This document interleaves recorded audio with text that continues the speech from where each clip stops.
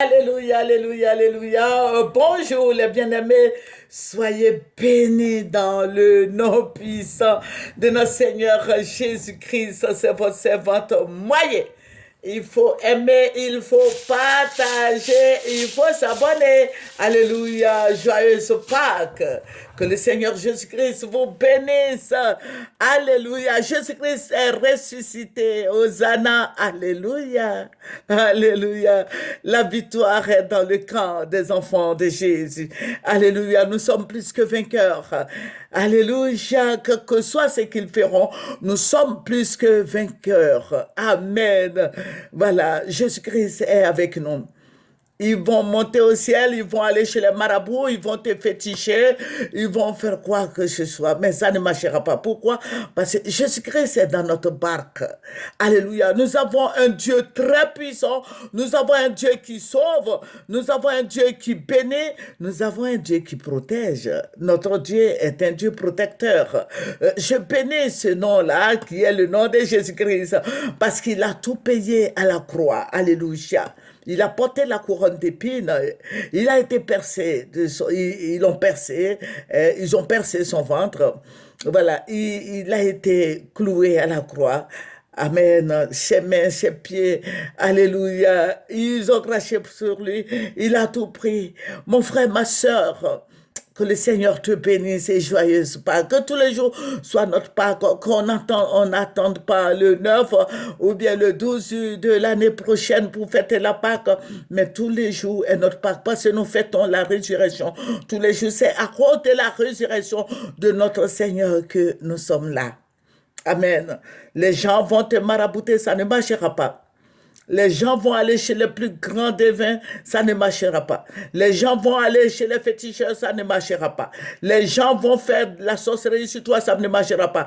Les gens vont tout faire, vont raconter de n'importe quoi, mais ça ne marchera pas. Pourquoi? Parce que Jésus-Christ est dans ton cœur. Il est dans ta barque. Jésus-Christ est avec toi. Donc rien ne marchera tant que le sang de Jésus coulera tous les jours pour nous depuis plus de 2 ans. Il le fait. Ça ne marchera pas. Alléluia. Ils iront chercher des féticheurs, envoyer des démons sur ta vie, ça ne marchera pas. Parce que Jésus-Christ est dans ta barque. Nous avons Jésus comme Dieu protecteur. Nous avons Jésus comme Dieu. Nous avons Jésus comme Père. Jésus ne te laissera pas dans la souffrance. Tu ne vas pas t'éterniser dans la souffrance. Il faut dire qu'il y a un moment de désert dans la vie de chacun de nous. Et Jésus-Christ te fait sortir du désert. Il y a eu beaucoup de déserts dans nos vies.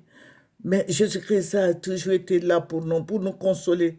Voilà. Aujourd'hui, si nous sommes sortis de ce désert, c'est grâce au Seigneur Jésus-Christ, je le dis.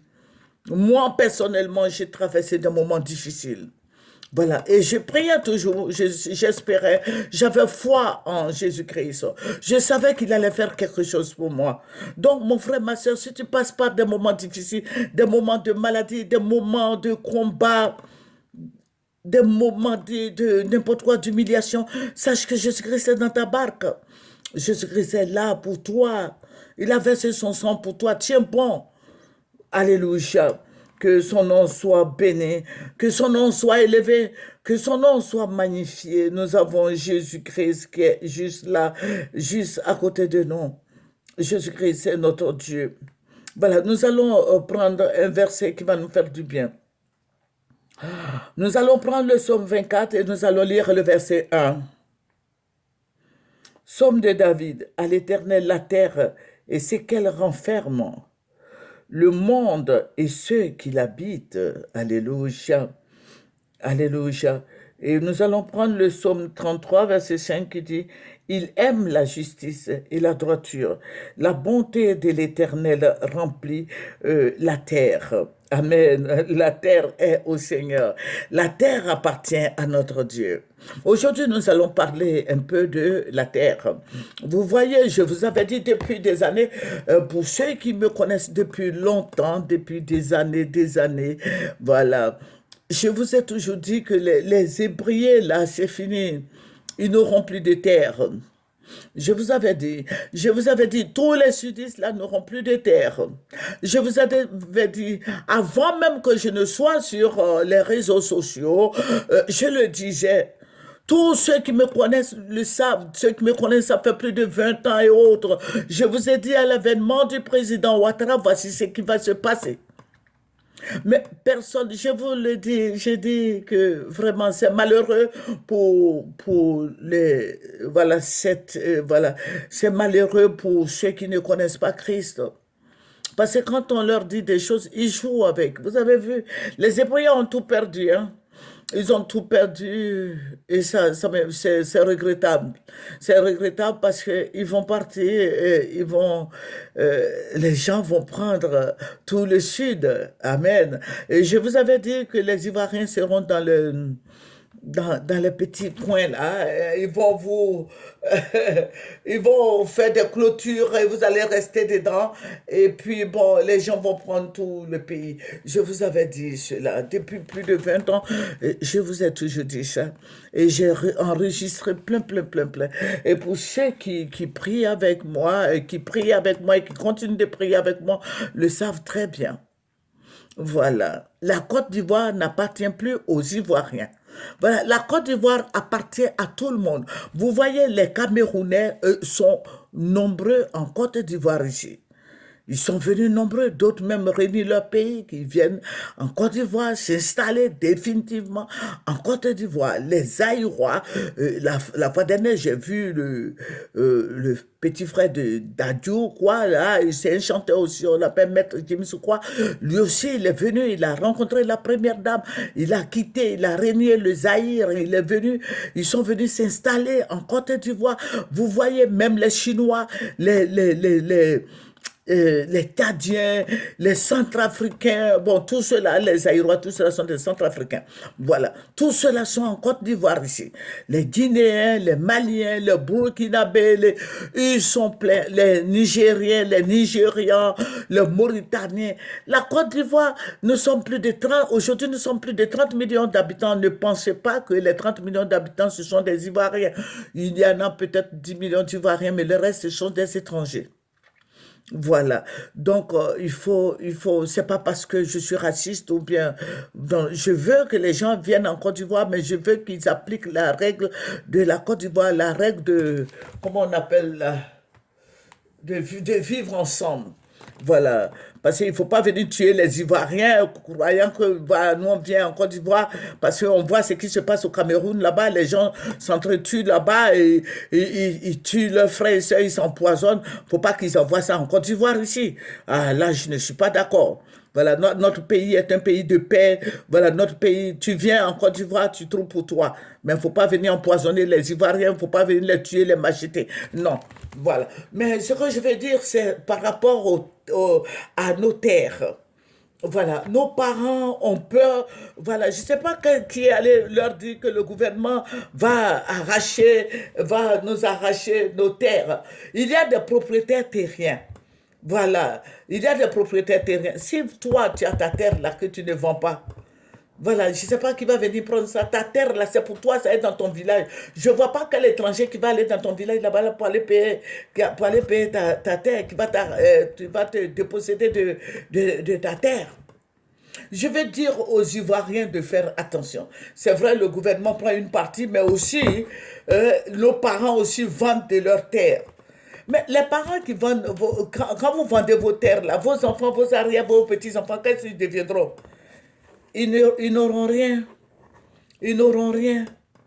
Voilà. Vous vendez, c'est bon de se faire de l'argent. Mais après vous, la vie continue. La vie continue après vous. Voilà. Qu'est-ce que nous allons devenir? Nous qui allons prendre, hein? Voilà, le relais, nos enfants, nos petits-enfants, de génération en génération, où ils vont habiter.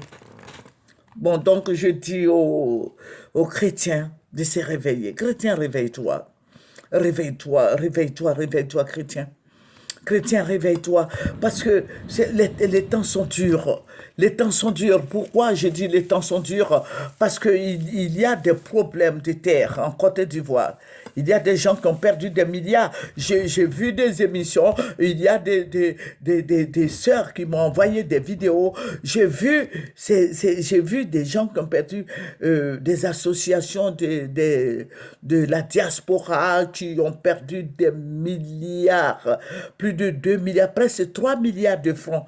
Parce qu'on ne vend pas le terrain à une seule personne, on vend le terrain à plusieurs personnes. Donc, il faut faire attention. Voilà, il y a des propriétaires, ce que je vais faire ressortir, c'est qu'il y a des propriétaires terriens, passez par eux. Vous ne pouvez pas déposséder les Ivoiriens de leurs terres. Est-ce qu'un Ivoirien peut payer un terrain au Zaïre, au Cameroun, en Guinée? Est-ce que les Ivoiriens peuvent faire ça? Ils peuvent payer des terres au Ghana. Ils peuvent payer des terres au Ghana pour faire des plantations. Est-ce qu'ils peuvent payer des terres au Burkina Faso, au Mali? Est-ce que les Ivoiriens peuvent le faire? Je dis non. Mais pourquoi vous donnez vos terres aux étrangers? Pourquoi nos parents donnent leurs terres aux étrangers? Et j'ai mal. Amen.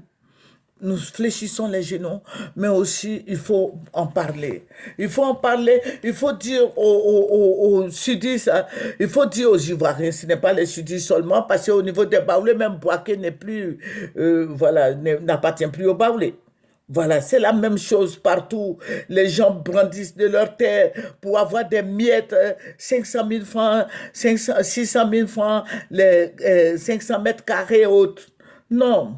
Et après, nos enfants, les enfants de nos enfants, qu'est-ce qu'ils vont devenir? Alléluia. Amen. Alléluia. Donc, c'est ce que je voulais dire, de faire attention. Et puis, je fais un petit coucou à notre sœur Delta. À notre sœur Delta qui a été dépossédée de sa terre. Voilà, et je crois elle avait 2 hectares à Djorogobité. Voilà, et il y a quelqu'un qui lui a dépossédé de cette terre. Voilà, elle fait des micmacs pour rencontrer le président, le ministre, comment il s'appelle, Bruno Koné. Et je ne sais pas si elle a pu le rencontrer, mais je vais dire au ministre Bruno Koné de rencontrer Delta et de lui donner ses lopins de terre. Alléluia. Il y en a beaucoup de gens comme ça qui sont frustrés. Et je vais dire, le jour que le président Alassane ne sera plus au pouvoir, mais je ne sais pas, il aura une grande guerre de terre en Côte d'Ivoire. Voilà, que le Seigneur nous bénisse, que le Seigneur nous préserve. Nous prions, tous les chrétiens prient, mais il faut aussi s'élever. Je n'ai pas dit s'élever pour gréver ou bien tuer les gens, chasser les... Non, il faut aussi défendre ta cause. Voilà, si tu as des problèmes de terre dans ton village, il faut aller jusqu'au bout. Que le Seigneur Jésus-Christ vous bénisse, c'est votre servante moyen. Il faut aimer ce que nous faisons, il faut partager, il faut s'abonner. Au revoir. Au revoir. C'est moyen. Alléluia. Au revoir.